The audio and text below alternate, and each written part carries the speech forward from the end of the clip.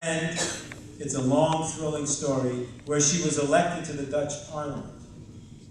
She met there in Holland Theo van Gogh, a descendant of Vincent van Gogh's brother. And together they made a film, Submission Part 1, which depicted Muslim women crying out to Allah, protesting their cruel Islamic lives. For this, Theo was murdered by a jihadist who stabbed him to death in broad daylight and left pinned with a knife in his chest, a death threat to Ayan and a warning to the world's Jews.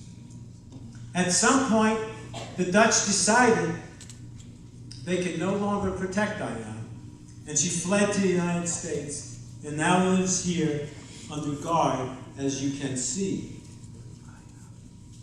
In May 2006, while she was still under the protection of the Dutch security, I arranged with some Dutch students at Harvard to bring Ayan there for a panel. I will never forget seeing her surrounded by huge, blonde, armed and serious men here in the Cradle of Liberty, in Harvard Square, with armed guards in Harvard Square, only because she wanted to tell us that the pre-modern world still lives and stalks us all. Ayan's life and her message exposes the savage pre-moderns, yes, but also the modern fools who run our institutions. As we know, 2 years ago, Ayan was disinvited to Brandeis University, where she was to receive an honorary degree because she would have set both the Muslim organizations and the progressive professors. This disinvitation was a leftist progressive version of the Islamic fatwa. Well, there were no knives and there were no guns. Maybe we could call it a skinny law. In honoring Ayan and dishonoring Ayan, Brandeis, whose motto is, quote, truth even unto its innermost parts, has soiled itself forever. Ayan is a self-made intellectual and has written several books. Literary critic and journalist Christopher Hitchens regarded her as, quote, the most important public intellectual probably ever to come out of Africa. In 2011, she married Scottish intellectual Neil Ferguson, and they have a young son. They live in a secure, undisclosed location. Ayan Hirsi Ali is a woman who risks her life daily so that we can see what is in front of us and so that we can be moved to act. Ladies and gentlemen, please let Ayan know of your sentiments as we ask her to come forward and accept the Christians and Jews united on the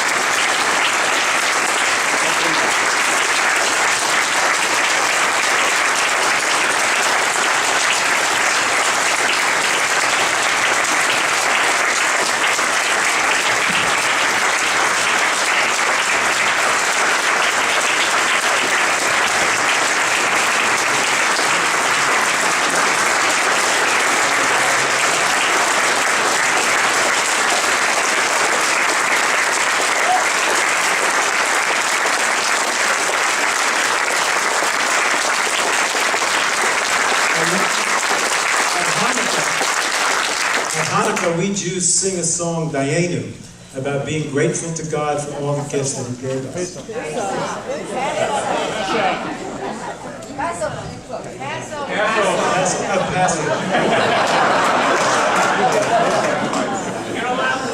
I'm allowed to sing. Dayenu means it would have been enough. It would have been enough, O Lord, had you just taken out of slavery. Enough if you had provided us with food in the desert. Enough if you gave us the Torah. If God only had given us one of these gifts, it would have been enough. Today we give you the Genesis Award as a token of our gratefulness, and we say, Dayenu. It would have been enough, Ayan, had you only emancipated yourself from the mental cage. It would have been enough if you only fled to Holland to tell the world about the world you came from.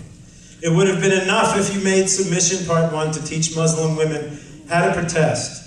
Ayan, it would have been enough had you stopped when they threatened your life. But you did not stop. And here before us, we have the true heroine of the Muslim world and the hopeful savior of the West. Please accept this gift.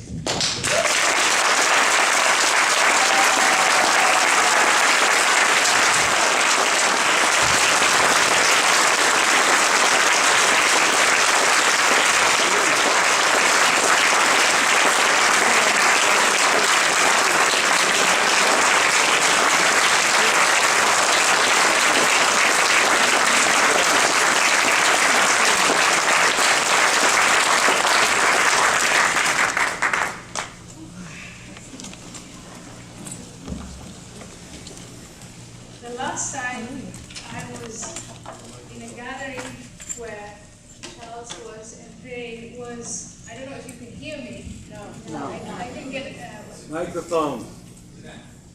Is that better? Yeah. Okay, so the last time I was here, it was at the waterfront. It was to the day, so October 30th, 2014, when the IDF, it was an event, and I wonder how many of you were there. Yeah, great. When the IDF were recognized in Boston, and I remember coming with my husband, and we were confronted with huge banners comparing Israel to Hitler, to Germany's Hitler, comparing the IDF to the SS Army. And I still, that sense of disgust is still with me. I am happy to be here under completely different circumstances. There wasn't a single protest outside today. And in a gloomy world, maybe these are the small things that we need to celebrate. I want to thank Charles Jacobs and Ray. Charles, we have a long relationship from the time you brought me to Harvard until now. We ran into one another in all kinds of events where Americans, Europeans are trying to wake their fellow Americans up and their fellow Europeans up into understanding the nature of this particular threat, the nature of today. And I'm ashamed to say that it emanates from the religion of my father and mother. Pray you and Jean and Rachel, we have become very good friends over time. My son Thomas, who's only 4, thinks of Jean, Ray's wife, as his best friend. And I'm really grateful for that sense of community that we've had together.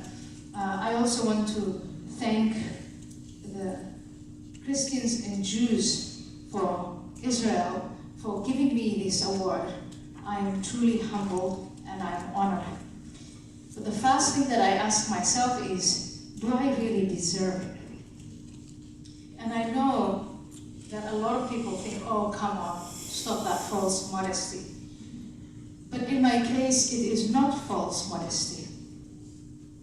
There was a time when I used to hate Jews. I just want you to contemplate that.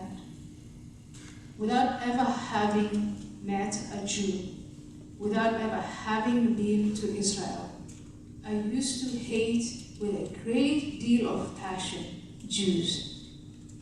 And I expressed that hatred in thought, I expressed it in prayer.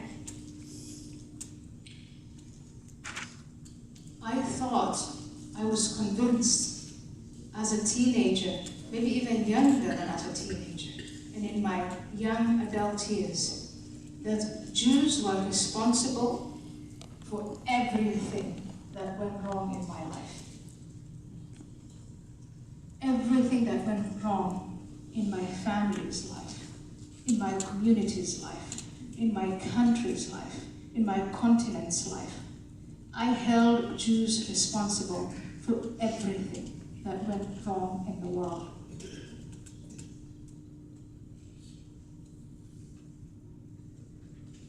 If I failed an exam, there was a Jewish hand in it.